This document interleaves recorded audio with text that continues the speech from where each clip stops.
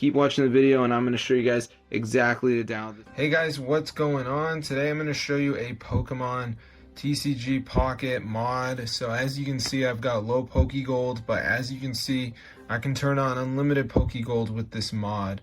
So I just turned it on, so let's see if our Poké Gold goes up. You can see right now I've only got 2,980 Poké Gold, which is booty. I need like 999,999, but I don't know if it's gonna work, so let's find out.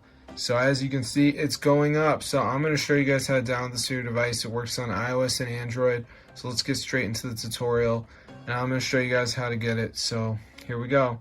So the first thing we're gonna do is go over to the website tweakmod.com. So on this site, guys, you're gonna find a number of apps. So what we need to do is type in Pokemon, and obviously we're looking for Pokemon TCG, so press install, and before it downloads the mod there's going to be a verification. So this is the last step. You just need to download 2 apps, follow the instructions, 100% for free from official app store. So let's just wait for it to load here, as you can see.